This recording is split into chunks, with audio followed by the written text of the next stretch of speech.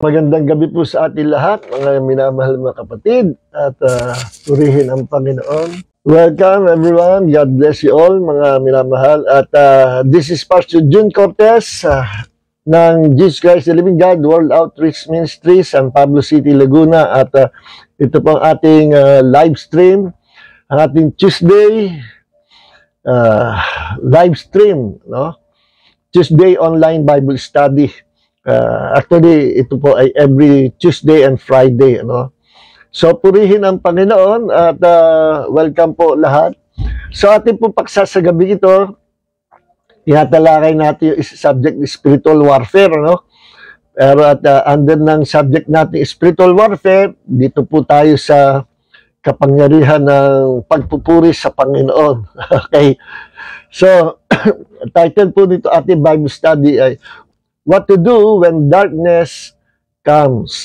Anong ating dapat gawin kapag dumating ang kadiliman sa ating buhay, Yan.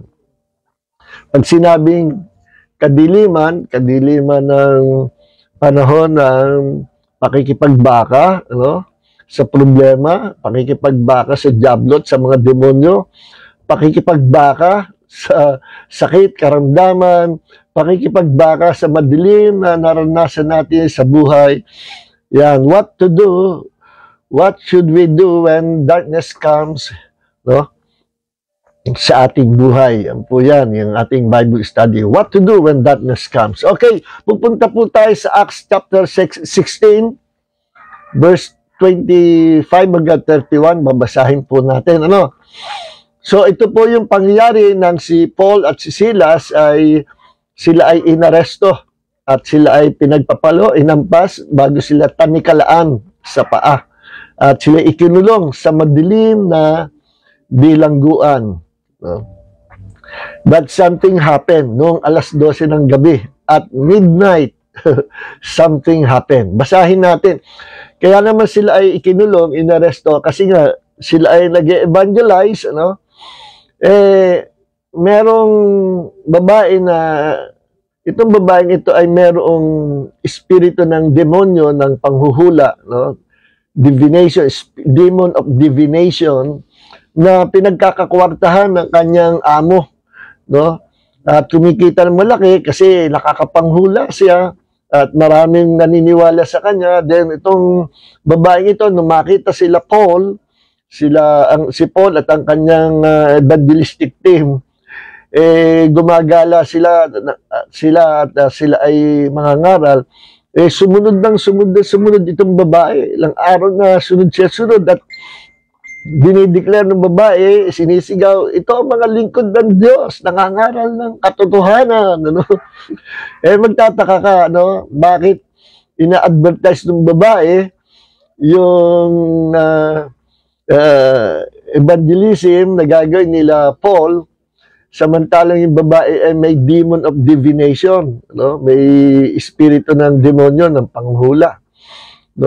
Bakit sunod na sunod sa kala at hindi ina-advertise pa, di ba demonyo yun na sumasapi sa kanya, hindi niya alam ang ginagawa niya. Bakit nga? Nung una nabasa ko ito, nagtaka ako mga lingkod ng Diyos sila Paul, sila Silas, Tapos biglang ina-advertise, pinopromote ng babae yung ministry nila. Alam niyo kung bakit? Ang dahilan. Kasi ang mga tao, paniwala, paniwala doon sa manghuhulang babae, marami na siyang nahulaan. Then, para palabasin ng mga demonyo na sumasapi sa kanya na itong panghuhula niya sa kapangyarihan ng Diyos, sumama siya doon sa mga lingkod ng Diyos at sunod na sunod. At ipinopromote ang pangangaral ng salita ng katotohanan ni Apostol Pablo, pinopromote niya, na-advertise niya. Ayun ang dahilan, para ma-identify siya, makita ng mga tao na kaisa siya ng mga tunay na lingkod ng Diyos. Kung ito'y nangangaral ng salita ng Diyos, ito'y nanghuhula, ay mag-iisa pala ito at sila ay partner. So itong panghuhula nitong kabataang babaeng ito sa Diyos ito. Nandun na pumapasok ang deception, ano? Ganyan mandaya si Satanas, gagamit ng katotohanan tapos lilinlangin sa kasinungalingan ang mga tao. Okay. So, nangyari, after ilang araw, hindi pa na discern ni Apostol Pablo no? Siguro, umpisa sa isip niya kakampi ito. Pero after several days, ni-rebuke ni Paul. Kinas out yung demonyo. Bakit tumagal pa ilang araw? Ang dahilan kasi ang gifts of discerning of the spirits, hindi po yan dumarating ng bigla. O hindi yan dumarating na kung kailan mo gusto gamitin. Ano? Dumarating yan sa panahon ay tinakda ng Panginoon, dumarating yan at umaalis. On and off. Hindi yan kagaya ng switch ng ilaw na gusto kong mag-operate ngayon sa gift of discerning of the spirit. Switch kong ang gift. Hindi po yan ganyan. Ang Diyos na nakakalam kung kailan darating. At sa discerning of the spirits, sa kaloob ng banal na espiritu na discerning of the spirits, nakakakita ang mga lingkod ng Diyos na nangyayari in the realm of the spirit. Minsan makikita niya yung mga activities, yung mga ginagawa ng mga demonyo, nakikita niya yung mga demonyo nagpapahirap doon sa mga may sakit. Sometimes makikita niya mga angels ng Panginoon, and sometimes the similitude of God at yung glory ng Panginoon. Yung discerning means to see into the realm of the Spirit. Yun ang discerning of the spirits. So, nung dumating na yung gifts of discerning of the spirits, saka nakita ni Paul na discern niya, this is not God, no? Demon ito. At alagad ito ni Satanas. Kinasout niya yung demonyo. Nung kinasout yung demonyo ng panghula, hindi na makapanghula yung babae. Nagalit yung amo ng babae. Pinaaresto, pinahuli sila Pablo. At agad dinakip sila Pablo at Silas. At sila ay dinala sa kulungan. At bago sila ikulong, pinaghahampas muna sila. Binugbog muna sila. Then, ichinyeng tinanikalaan ang kanilang mga paa. Okay. Now, noong hating gabi na, noong madaling araw, at midnight, may nangyari, something happened. Basahin natin itong Acts chapter 16. Sa Tagalog ko na babasahin para hindi ko na itatagag sa inyo to save time, ano? Acts chapter 16 verse 25. Okay. Okay, 25. About midnight, yan, Paul and Silas were praying and singing hymns to God, and the other prisoners were listening to them. Tagalogin natin, ano? Na maghahating gabi na, o madaling araw na, 12 o'clock na, ng madaling araw, nanalangin si Paul at si Silas, nananalangin sina Pablo at Silas, at umaawit ng mga papuri sa Diyos. Nakikinig naman sa kanila ang ibang mga bilanggo. Walang ano-ano'y biglang lumindol ng malakas at nayanig ang bilangguan. Nabuksan ang lahat ng mga pintuan ng bilangguan at natanggal ang mga kadena ng lahat ng mga bilanggo. Nagising ang gwardiya at nakita niyang bukas ang mga pintuan. Akala niya tumakas na ang mga bilanggo. Kaya hinugot niya ang kanyang espada at magpapakamatay na sana. Pero sumigaw si Pablo, huwag kang magpakamatay. Narito kaming lahat. Nagpakuha ng ilaw ang gwardiya at dali-daling pumasok sa loob at nanginginig na lumuhod sa harapan nila Pablo at Silas. Pagkatapos, dinala niya sina Pablo sa labas at tinanong, ano ang dapat kong gawin para maligtas? Sumagot sila Pablo sumagot, sumampalataya ka sa Panginoong Hesus at maliligtas ka at ang inyong pamilya. Okay. At ipinangaral ni na Pablo ang salita ng Diyos sa kanya at sa lahat ng miyembro ng kanyang pamilya. Isinama siya doon sa bahay ng gwardiya, no? Naging interesado sila. Nang gabing iyon, hinugasan ng gwardiya ang kanilang mga sugat at nagpabautismo siya at ang kanyang buong pamilya. Pagkatapos, isinama niya sina Pablo sa kanyang bahay at pinakain. Natuwa ang gwardiya at ang kanyang buong pamilya na sila'y sumasampalataya na sa Diyos. Kinaumagahan, nag-utos ang mga opisyal sa mga pulis na palayain na sina Pablo. Okay. Now, hanggang dito natin putulin natin ang istorya. No? Binasa ko ng buo para tuloy-tuloy na po tayo. So, ayun ang nangyari. Dahil sa pangangaral ng katotohanan, pinag-usig sila. No? At maraming tao ang kumampi doon sa amo noong manghuhulang babae. Sama siya, pinagtulungan siya. Ipakulong yan. Naging persecuted sila sa lugar na yun.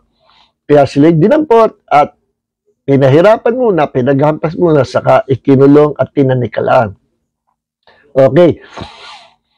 Now, ganyan ang sinasapit minsan ng mga lingkod ng Diyos. Ano? Talagang kailangan full of patience tayo at tayo ay patuloy na manalangin at magpakalakas sa Panginoon at anumang mangyari, gumawa tayo ng isang quality decision na hindi tayo uurong. No, sa paglilingkod sa Panginoon na may katapatan, hindi tayo uurong sa pangangaral ng salita ng Diyos. Kahit anong persecution ang dumating, tuloy-tuloy pa rin tayo. Okay. At yan nga, itong headline, itong mainit na balita, kahit saan balita, yung pangyayari kay Charlie Kirk, ano? Isang 31 years old na evangelist, no? Na supporter ni President Trump, na siya ay nangangaral ng katotohanan at minsan ay natatamaan yung mga LGBTQ, natatamaan yung iba ring yung mga atheists, natatamaan yung, pero maganda naman yung kanyang mga sinasabi, ano? Sumasagot siya sa mga question and answer. Siya ay kilalang debater, nakikipag-debate, pero maganda yung pakikipag-debate niya, mahinahon siya at inuunawa niya yung kanyang kausap. At siya naman ay kahit pinanindigan niya na meron lang dalawang kasarian na nilikha ang Diyos, lalaki at babae, at walang bakla, walang homosexuality, walang lesbianism, wala niyang nasa gitna. Kahit gano'n, sinasabi niya, may mga pangalan siya na mahal natin yung mga LGBT, mahal natin yung mga tao na yan, mahal sila ni Kristo, at gusto ng Panginoon sila may maligtas. Siguro na misinterpret siya. No? At maraming nagagalit sa kanya. Ito na nga, hindi malam. Itong nahuli yung bumaril sa kanya, pinakita sa video. Sinit ang dugo rito. Kawawa naman. Kawawa yung asawa at naiwan at pati yung dalawang anak. So, siya ay kinukonsider natin na isang martir na namatay bunga ng pangangaral ng katotohanan. No? At maraming tao ayaw ng katotohanan. So, purihin ang Panginoon. Walang masama na ipangaral ang katotohanan. At ito sila Pablo, ganun din pinersecute sila. No? At ating pag-aaralan ang buhay ng mga original 12 apostles. Yung isa pa ay Judas, nagbikti. And the rest, yung 11 original apostles, pinatay sila, persecuted sila, at sila ay pinatay bunga ng pangaral ng salita ng Diyos. May mga certain places o mga bansa na minsan ay sa kanilang lugar bawal ang pangangaral ng salita ng Diyos. Kapag may nangaral ay talagang pinapatay. Ano? Maraming ganyan. Sa Middle East, sa China, at kung saan pang lugar na ipinagbabawal, may mga lugar na pinagbabawal ang ebanghelyo. Okay. Pero hindi tayo natatakot, ano? Huwag tayo matatakot. Yung isang Bible teacher sa YouTube na panood ko, sabi niya, nabanggit niya yung pangyayari kay Charlie Kirk. Sabi niya, Christians are no longer safe. Sabi niya, hindi mo dapat sabihin yan na we are no longer safe sa mundong ito at tayo ipapatay. Hindi. Magpo-produce yan ng fear, magpo-produce ng takot sa mga Kristiyano, at hindi tayo dapat matakot, at hindi tayo dapat magsalita ng nakakatakot kasi fear is of the devil and faith and love and peace Yan ang sa Diyos. At ang takot, pagtatanim ng salita ng takot, hindi po yan sa Panginoon. Kaya wag natin babagitin, hindi na tayo safe sa mundong ito, tayo mga Kristiyano. Hindi. We're under the protection of God. At kung dumating man ang panahon na tayo pinatay, bunga pangalan, ebanghelyo, tayo ay martir. No? Na martir at tayo ay may reward sa kaharian ng Diyos. So, ang nangyari, noong midnight, 12 o'clock, may nangyari. At dito sa binasa nating talata, masasakit ang katawan nila Pablo. Imagine, bago sila yung kasing kanilang paa ni Paul at ni Silas, may mahabang bar, doon nakalusot sa butas ng bar, yung nakalak yun. At hindi makakilos ang mga paa nila. Si Paul at Silas, at nakatanikala. Sabi ko, paano kaya pagka ihing-ihinan, majijingle na, no? Okay, hindi doon na rin. Napakahirap. Pero sakit ng katawan nila. Pero alam nyo, kahit sila'y nasaktan, no? Anong ginawa nila? At ito ang tanong, anong dapat natin gawin kapag dumating ang kadiliman sa ating buhay, kagaya na naranasan nila Pablo at Silas? Dumating ang madilim na pangyayari sa kanilang buhay na mukhang hindi na sila makakawala at sila ay inaresto at kinulong at sila ay binugbog. No? Masasakit yung mga latay nila. No? Anong dapat natin gawin pag tayo ay dumaranas sa mga pagsubok at para bagang tayo ay nababalot, ang paligid natin, kahit saan tayo tumingin, ay nababalot ng kadiliman at wala ng pag-asa. Ano ang dapat natin gawin kapag mukhang wala ng pag-asa? Okay. Number 1, focus on the light. When there is darkness, kapag may dumarating na darkness sa ating buhay, huwag kang mag-focus sa darkness. Huwag mong i-consider ang madilim na nangyayari sa iyong buhay. Ipagpalagay mo na lahat ng yan ay pagsubok, lahat ng yan ay tests and trials, at ipagpalagay mo na kasama mo ang Diyos sapagkat tunay na sasamahan ka ng Panginoon. Ano man mangyari, kasama mo ang Panginoon. At ang Panginoong Jesus ang nangako na sabi niya, Lo, I am with you always even to the end of this world. So anong dapat natin gawin? Focus the eyes of your faith on the Lord Jesus Christ, no? May binanggit sa Bible, sa Hebrews chapter 12, verse 1 and 2. Therefore, since we are surrounded by such a great cloud of witnesses, let us throw off everything that hinders and the sin that so easily entangles, and let us run with perseverance and race marked out for us, no? Parang ang buhay pananampalataya, parang kagaya nung yung sumasali sa track and field, sa takbuhan, sa Olympics, ano? Yung tumatakbo sa Olympics, hindi yan tumitingin sa katabi niya, hindi yan tumitingin sa audience, hindi yan tumitingin kung saan-saan, diretso lang. At ang goal niya, matapos niya yung finish line, maabot niya yung finish line, at ang goal niya, mauna siya kaysa sa lahat. Ano? Wala siya ibang iniisip, kundi nakafocus lang doon sa kanyang goal na marating niya yung finish line at siya ay mauna roon. Yun ang iniisip niya. Hindi siya kahit marami sumisigaw, tawagin ang pangalan nila, hindi yan lumilingon sa audience o kanino naman, hindi yan lumilingon sa likod, nauna na kaya ako. Kasi kapag lumingon ka, na wala ang focus mo doon sa destinasyon, mahuhuli ka ng takbo, maiiwan ka. Ano? Kasi nakaka-distract yung mga bagay na makikita natin. No? Sa takbuhan ng pananampalataya, huwag kang titingin sa problema, huwag kang titingin sa ginagawa ni Satanas, huwag kang titingin sa anumang nangyayaring kadiliman sa buhay mo, huwag kang titingin sa mga bagay na may limitasyon, sa mga bagay na nararanasan mo, kung may sakit, karamdaman, pag-uusig, problema, pagsubok, or threat ng kamatayan, o anuman. Huwag kang matitinag, huwag kang titingin dyan. At kung meron mga tao na nananakit sa iyo at nagsasalita sa iyo ng masama, kinakers ka, o kung ano yung sinasabi, huwag kang titingin sa kanila. Just continue to walk by faith. Just continue to serve God. Huwag kang lilingon sa kaliwa o sa kanan. Focus on the light. Kapag ka ang paligid mo ay nagdidilim, huwag kang titingin sa dilim. Merong isang liwanag. Nag-iisang liwanag na dapat mong tingnan. At ang liwanag na yan ay nasa harapan mo. Just focus on the line. Kagaya nung sumasali sa takbuhan nito, nakafocus sila doon sa goal. No? At ang goal natin ay ang paglingkuran ng tapat ang Panginoong Yesus hanggang sa tayo ay kunin niya at nakasama natin siya sa buhay na walang hanggang sa second life natin. Yan ang sinasabi dito, focus doon sa iyong tinatakbo. No?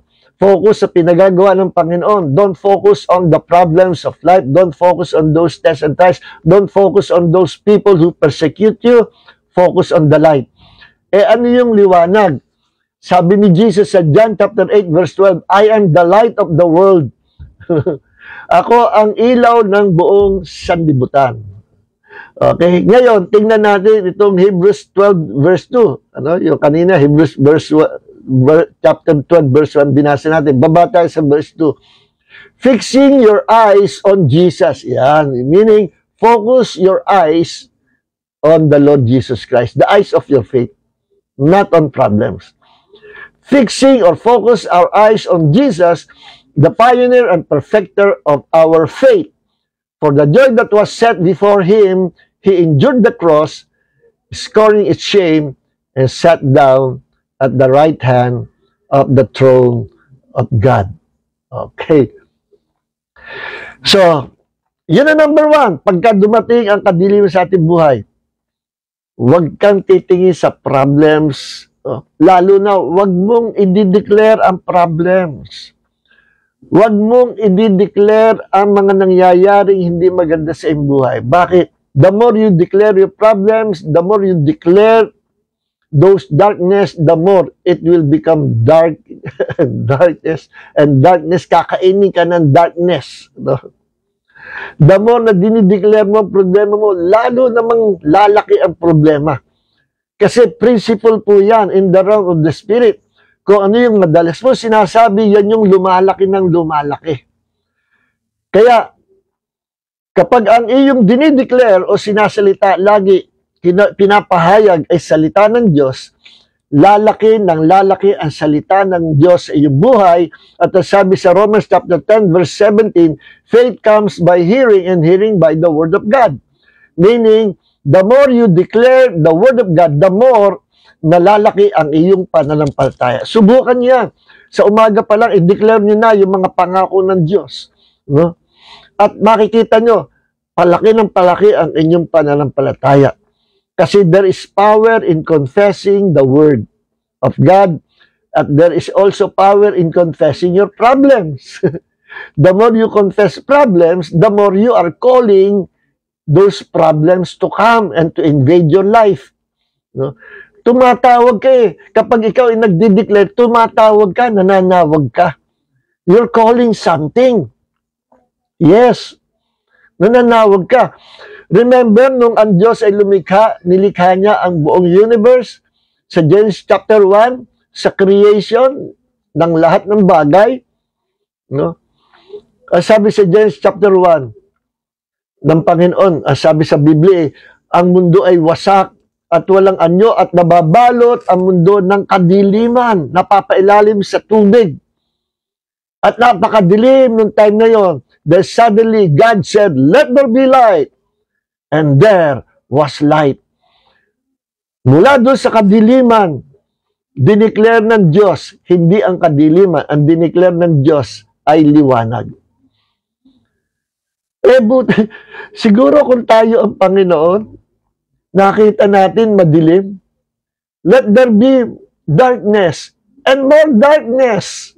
Let there be more intense darkness. Ganyan tayo eh.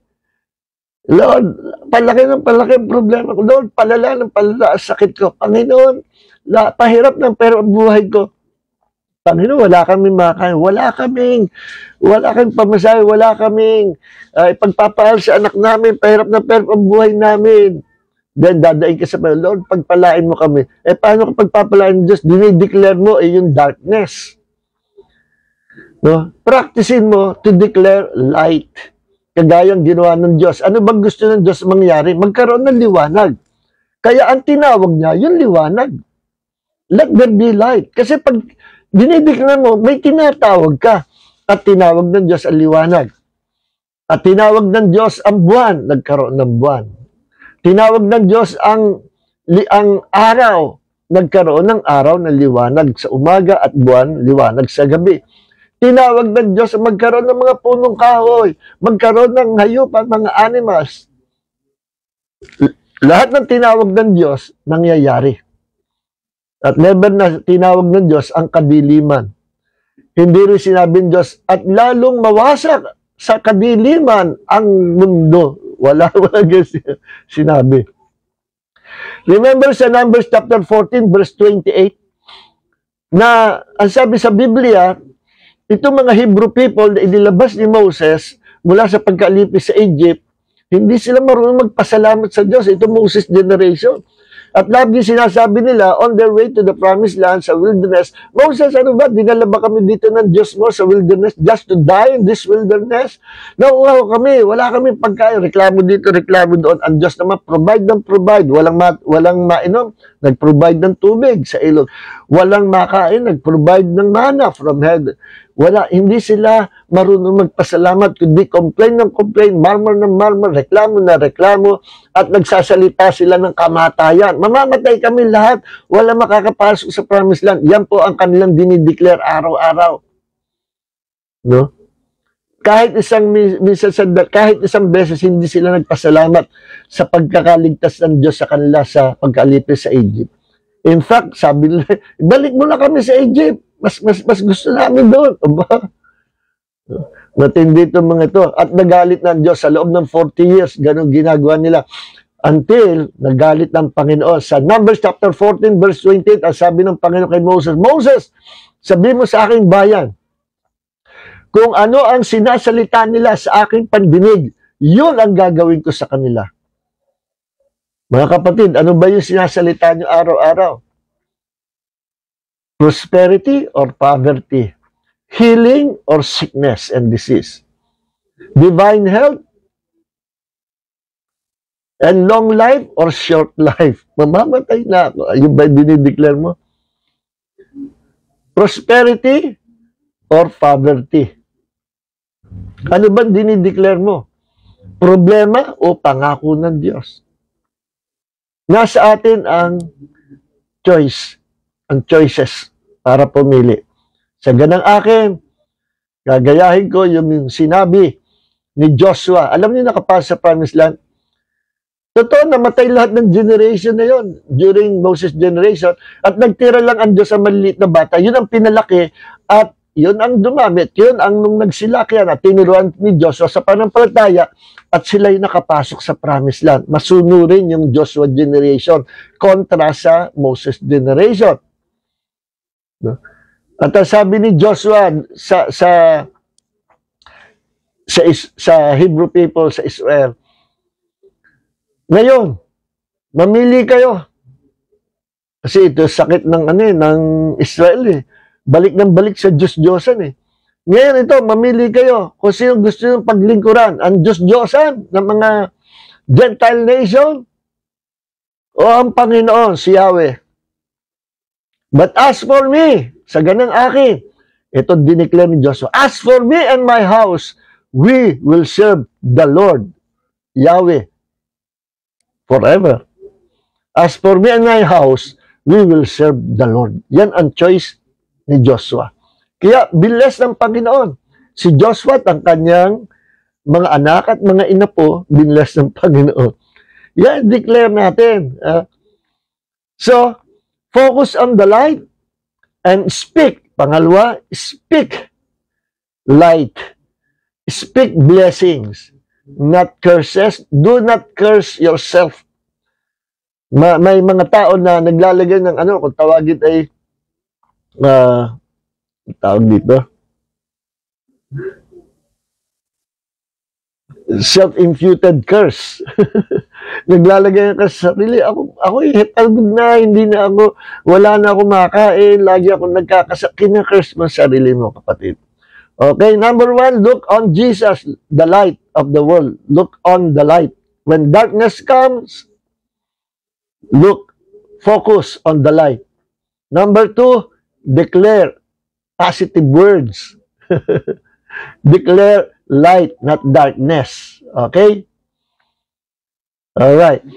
Pangatlo, anong ginawa nila Paul nung sila ay nasaktan, nabugbog, nahirapan, nakatanikala? Nagsisihan ba sila? Sinisiba ni Paul si Silas? Silas, palagi ko, ikaw yung may balat sa puwet eh. Mula nakasama kita, naghirap ang buhay ko. Buti, hindi naman nagreklamo sila sa Paul. Ba't mo ba ako sinama-sama? Sarap na ng buhay ko eh. Eto tuloy, nagulpi tuloy tayo. Hindi sila nagsisihan. No? Alam nyo, may mga Kristiyano, kapag nakaranas ng kahirapan ng buhay, to sino-sino sinisisi. Yan po ay bahagi ng lumang pagkatao natin. No? Nung magkasala si Adam and Eve, doon natin unang mababasa sa Genesis chapter 3, yung pagsisisihan. After the fall of our first parents, nung nagkasala sila, doon pumasok na yung sisihan. Kaya huwag kayong magsisisihan. Ang sisihan ay larawan yan, anino yan ng nakaraan nating buhay. Huwag nyo sisihin ang sino-sino. Higit sa lahat, don't blame God. Okay? Si Adam, nung kinang ng Diyos, ano nangyari? Ba't ka natakot? Kumain ka ba ng pinagbabawal itong bunga? Ang sagot ni Adam, ang tanong na, nasaan kayo? Where are you? Ibig sabihin, wala kayo sa kamay ko. Wala na kayo sa akin. Napapunta kayo kay Satanas. At hinihintay ng Diyos na magsisi si Adam and Eve. Ay, anong nangyari? Imbis na magsisi. Sabi ni Adam, kasi itong babae binigay mo sa akin, binigyan ako ng forbidden fruit eh. Sinisi niya yung babae eh. Blessing sa kanya sana yun. Kaya ginawa niya Diyos to become a blessing, great blessing sa kanya. Bandang uli, sinisisi niya. Kaya sa mag-asawa, bawal yung sisihan. Ang ginawa naman ni Eve, sinisi naman yung ahas. Kasi yung ahas, tinukso ako. Sinisi ni Adam si Eve, sinisi ni Eve, yung ahas si Satanas. Pagdating kay ahas, kay Satanas, wala nang susunod sa kanya. Wala na siyang maipanisi. Tahimik na lang si Satanas. No? At sabi ng Panginoon, one of these days, darating yung babambo sa ulo mo. Darating that man of God that will crush your head. Satan. Pinrapisay ng Diyos yan, yung pagdating ng tagapagligtas. Okay. Now, balik po tayo dito.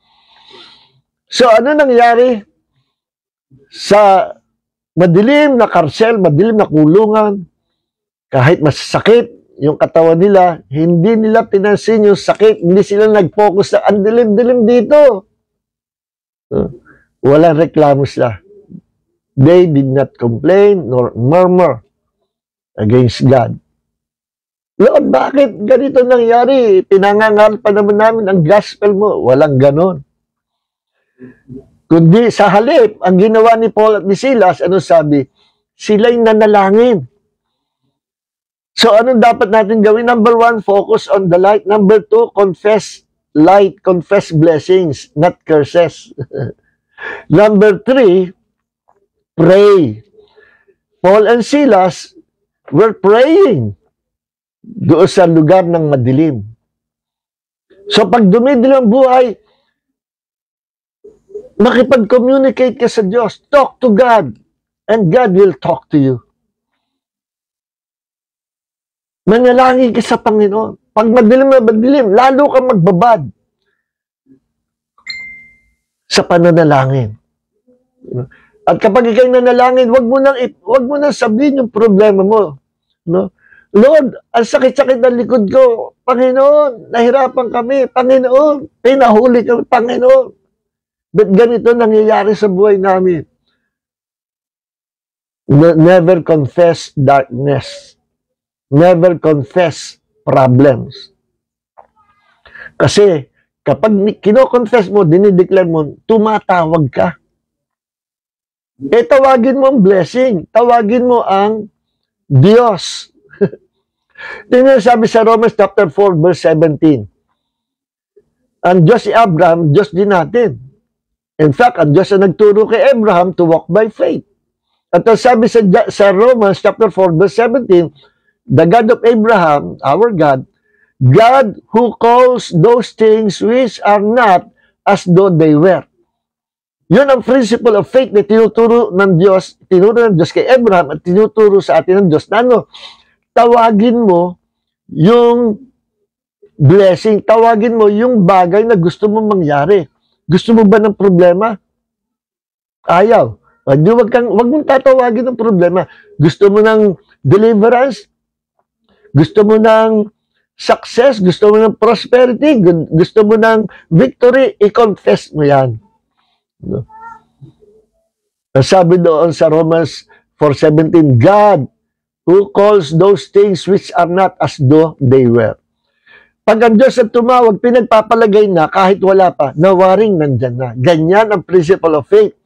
So, hindi pa naman nangyayari, hindi pa nabubuksan ang liwanag, wala pang tugon ang Diyos, no? Wala pang magandang balita, puro negative pa rin, puro darkness pa rin. Pero i-consider mo, mananampalataya ka, na pinalaya ka na ng Diyos, nananampalataya ka na ang liwanag nandiyan na. Nananampalataya ka na ang blessing ng Panginoon nandiyan na. Nananampalataya ka na darating na ang pagliligtas ng Panginoon. Deliverance is coming. Jesus is coming.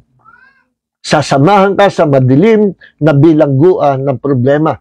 And the Lord, our light, will set you free. Ano dapat gawin? Focus on the light. Ano pa? Number 2, declare blessings, declare light. Number 3, i-consider mo. Consider it. Consider those things na wala pa. I-consider mo na yung mga bagay na wala pa, na kunwari o pagpalagay mo, nandyan na kahit wala pa. Hindi mo pa nakikita ng mga mata mo yung answer, kino-consider mo, nandyan na. At sila Paul, no? Ano pa yung isa? Nakalimutan mo at banggitin. Pray. In times of darkness, pray. No? So, sabi dito sa, balikan natin yung ating talata.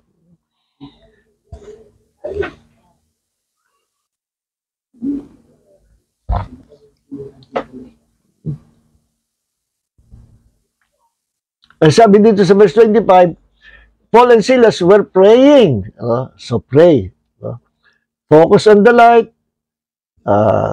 Confess light. Then consider those things which are not as though they were. Number 3, pray. Number 4, pray. Number 5, praise and worship the Lord. Purihin mo, sambahin mo ang Panginoon. Nako, maganda itong power ng praise. There is power in praising God. At ano sabi? Praying and singing hymns of praise to God, and the prisoners were listening to them. May narinig sila nung iba pang mga nakabilanggo doon na nag-worship sila ni Paul at ni Silas. Umaawit sila, malakas yung awit nila. Malakas kasi narinig. So kapag ka ikaw ay nasa panahon ng kadiliman, laksan mo ang pagpupuri sa Panginoon. Magpuri ka at ikaw ay sumamba sa panahon ng kadiliman. And light is coming. Jesus is coming your way. Sa verse 26, and suddenly there was an earthquake, so that the foundation of prison were shaken, and immediately all the doors were opened, and everyone's chains were unfastened. Alam nyo, something happened nung midnight. Nung sila ay nagpuri at sumamba sa Panginoon, nagkaroon ng malakas na earthquake at gumuho ang bilangguan at natanggal ang mga tanikala nila. Pati yung other prisoners, nakatanggal ang mga tanikala, nakalaya sila. There is deliverance in praising God. There is deliverance in worshiping God. Sing unto the Lord. Praise Him with the gospel or with the worship song. Magnify the Lord through singing through praise and worship. At yan yung panglima. Praise and worship the Lord. Nagkaroon ng earthquake. Naalala ko yung testimony, yung isang binalita testimony na nagkaroon ng secret na the biggest gathering ng mga Satanists, demon spirits, mga mangkukulam, lahat ng mga ahente sa Satanas, sikreto, lim nila na mag-gather sila, pinakamalaking international gathering sa isang lugar. Ewan ko sa lugar yun. At walang nakakaalam ng mga Kristiyano, walang nakakaalam, secret. Pero kahit secret, pag ang Diyos ang kumilos, may mangyayari maganda. At that time, nung panahon na yon, ang mga Kristiyano, the body of Christ, nilid ng Holy Spirit to gather together, kahit magkakaiba tayong pangalan. Let us join together as one force. And we will join forces with God. At ang body of Christ, nag-join together, marami mga local churches, join together in prayer and praise and worship God. Dahil suddenly, habang sila nagpupuri sa Panginoon, hindi nila alam na may kasabay na satanic gathering. Nag-earthquake doon sa lugar na pinag-gathering na ng mga satanista at natakot sila, baka gumuho yung lugar. Naglabasa sila and they were scattered. At pamulano, wala nang nabalita na inulit nila yung gathering na yun na the biggest, the largest gathering ng international na Satanist. Wala, hindi na naulit. At yun ay dahil sa ang body of Christ nakinig sa leading ng Holy Spirit, pray, join together in prayer, praise the Lord your God. At habang sila'y nagpupuri, niyanig ng Panginoon yung pinagtitipunan ng mga satanista.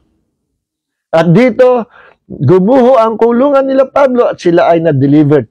Kahit gaano kalalim, kalaki, kaluwang ang problema mo, wawasakin niya ng Diyos and the Lord will set you free the moment that you praise and worship God.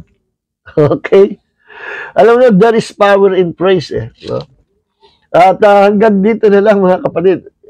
Siguro next time lang ito. May kasunod pa sana ito, pero wala na tayong oras. Ano? So, nakalaya sila Pablo. At hindi lang ganoon. Yung gwardiya, natakot kasi magpapakamatay na siya. Alam niyo kung bakit? Kasi pag ikaw itinoka na gwardiya doon sa bilanggot, nakatakas o may nakatakas, lagot ka. Ang parusa sa gwardiya, kamatayan. Death penalty kagad. Yes. Ganyan sa Roman government, Roman Empire. Kaya natakot itong gwardiya, magpapakamatay na lang siya. Kaysa abutal siya. Sabi ni Pablo, huwag kang magpakamatay, nandito kami lahat. So dahil sa sila ay nagpuri sa Panginoon, no, dahil sila ay nanalangin, umawit, nagpuri sa Panginoon, and they focus the eyes of their faith on the light, not on darkness. At imbis na sila mag-complain, magreklamo, sa halip sila ay nagpuri at sumamba sa Diyos. Nagpasalamat. Ano nangyari? Pinalaya sila ng Diyos sa problemang yun. Winasak ng Diyos ang bilangguan ng problema. Wawasakin ng Diyos ang bilangguan ng problema ninyo kapag kayo ay nagsimula na magpuri at sumamba sa Panginoon. Kaya, kapag dumarating ang darkness sa buhay natin, ang kadiliman, anong dapat natin gawin? Number one, focus the eyes of your faith on the light. Jesus is the light. Focus the eyes of your faith on Jesus. Number two, declare blessings. Declare the promises of God.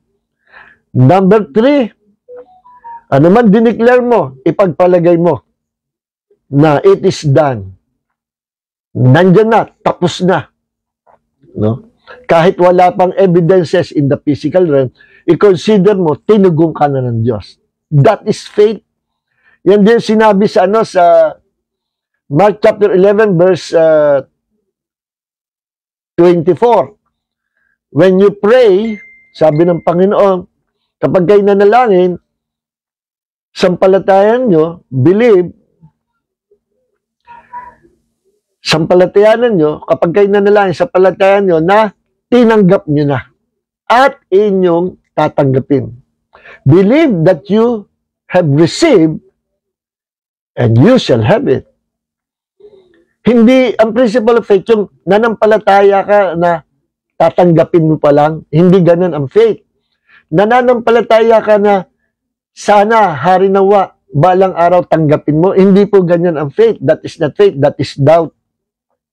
Faith is considering those things that are not as though they were already. So, when you pray, Mark 11:24, believe that you have received and it will be yours. Sabi ng Panginoong Jesus. See, ayan, number one, focus on the light, focus on Jesus. Number two, declare the blessings, the promise of God. Number three, sampalatayanan mo, believe that you already received the answer, kahit wala pa. Number four, pray. Kagaya nila Paul and Silas, imbis na sila magreklamo, they pray to God. Number five, praise and worship the Lord. At kapag tayo nagpuri sa Panginoon, there is victory in praising God. Remember sa 2 Chronicles chapter 20, nung i-invade ng tatlong malalakas na pwersa, Ammonites, Moabites, at yung mga taga-bundok na naninirahan sa bundok ng Seir, nagkampi-kampi sila, and they will invade Judah. Nung nabalitaan ni King Jehoshaphat, the king of Judah, na eto na, at lulusubi sila ng mga kalaban, tatlong malalakas na grupo join together as one force, at they will invade them. Matakot si King Jehoshaphat eh. Anong unang niyang ginawa? Hindi siya humingi ng advice sa mga advisor. Anong ginawa niya? Sa Diyos kaagad siya pumunta. At nanalangin siya, Lord, tulungan mo ako. At nagbigay ang Diyos ng instruction. No? Sa propeta ng Diyos at in-relate kay King Jehoshaphat, ganito ang dapat daw gawin. Sa battle, sa batalyon, sa front lines, maglagay ka ng mga frontliners na praisers, worshipers. Yung mga mang-aawit, magpupurit, sasamba sa Diyos, nasa front line ng batalyon. Habang papalapit ang kalaban, sasalubungin nila ng pagpupuri sa Panginoon. At nung malapit na sila at sila'y nagpupuri sa Panginoon, hindi sila nagpaulan sa front line ng mga pana at kung ano, yun ang nasa front line usually. Kundi, nagpaulan sila ng pagpupuri at pagsamba at paghahandog ng sayaw at papuri at pagsamba sa Panginoon. Then suddenly, ang Diyos na ang kumilos. At nagpadala ng confusion ang Diyos sa tatlong malalakas na grupo, Ammonites, Moabites, and mga taga-bundok ng Seir. At sila nalito, nagpatayan sila, ubos. Yung natira, nagtakbuhan. Walang kapawis-pawis yung mga sundalo ni King Jehoshaphat dahil nilabanan nila ang problema by praising and worshiping the Lord. There is power in praising and worshiping and thanking God. So ano nangyari doon sa jailer, doon sa gwardiya, sa kulungan? Nahikayat pa nila sa Panginoon. Nagkaroon ng conviction. Ang lakas ng presensya ng Diyos nung sila ay nagpuri sa Panginoon, nag-send ng conviction doon sa gwardiya. At hindi lang yun. No, hindi lang yun. Isinama pa sila sa labas. Itinuro kung saan sila dadaan para sila makalaya. No? At isinama pa sila sa bahay.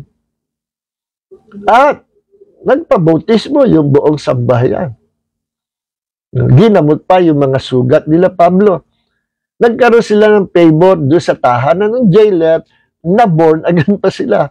Nakakilala pa sila sa sumampaltayan pa sila. At anong pinagmulan noon?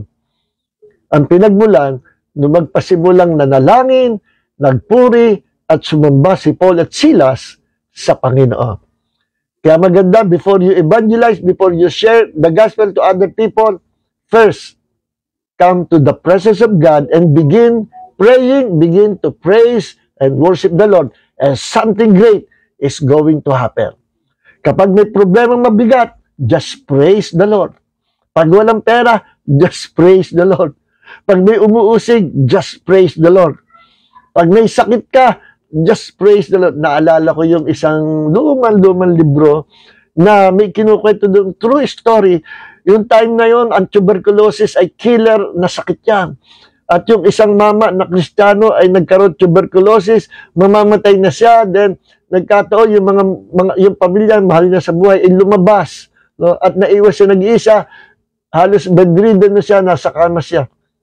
At naalala niya ang Panginoon at sabi niya, gusto kong gawin yung dati kong ginagawa. No, ako'y wala pa sakit at malakas pa ako. Dumungaw siya sa bintana. Nakita niya yung punong kahoy na nung siya'y malakas pa at wala pa sakit, nandun siya lagi sa ilalim punong kahoy at siya ay nananalangin sa Panginoon at siya ay sumasamba sa Panginoon doon sa ilalim ng punong kahoy. Yun ang prayer, yun ang prayer na lugar niya. Ano? Yung lugar, place of prayer niya. Ano? Okay. Kaya ang ginawa niya, kahit di niya kaya, hinang-hinang katawan niya, bumaba siya sa kama at ginapang niya, sinikap niyang makaabot doon sa labas, sa may punong kahoy. At sabi niya, ang huling hininga ko, Lord, bago ko mamatay, I want to pray and I want to praise you, to worship you again sa ilalim ng punong kahoy. At doon, sa kanyang kahinaan, nakarating siya sa ilalim ng punong kahoy. Gaya ng dating ginagawa niya, doon sila nag-meet ng presence of God sa ilalim ng punong kahoy. And then, he began to praise and worship God. At nagpasimula siya, hindi siya makasalita, praise God, praise the Lord, praise the Lord, praise the Lord, praise the Lord. Until sumisigaw na siya, hindi na pa siya sumisigaw siya, praise the Lord, praise the Lord. At naabutan siya ng kanyang mga mahal sa buhay na nasa ilang punong kahit nagpupuri ng malakas sa Panginoon. And he was miraculously healed completely from tuberculosis. The Lord God healed him when he began to praise and worship the Lord. Amen. So, purihin ang Panginoon. Kaya, praise God, huwag tayong papayag na may sakit, karamdaman, na hindi gumagalaw, huwag kang papayag, just praise and worship God. No, okay, nagkaroon neuropathy, hindi na ako makalakad, hinang-hina ako, hirap ako umakit sa bagdan, at binibit-bit ako ng mga men of Diyos, mga kadalakihan namin, para karating ako sa pulpit, na off balance ako, na ang hina ng katawan ko, pero hindi ako pumayag, as sabi ko, Lord, thank you, Lord, for healing me and restoring my strength. Kahit wala pa, nagpapasalamat ako sa Panginoon. Then I began to praise the Lord. Hallelujah, hallelujah. Thank you, Lord, for healing me. Thank you, Lord, for restoring my strength in Jesus' name. And sa loob ng 1 week, as I declared the promises of God and praise and glorify the name of Jesus, I was completely healed within a week. Nakakalakad na ako. God is good. So mga minamahal, ito na ang hininga natin, to pray and to praise our God in the name of the Lord Jesus Christ. So, magandang gabi po sa atin lahat. And let's go. Don't forget to share this video at pagpalain po tayong Panginoon. Heavenly Father, maraming salamat sa iyo pong biyaya sa bawat sa amin. We will continue to fight the good fight of faith. We will continue to praise and worship you, Lord. As for me and my house, we will serve the name of Jesus forever.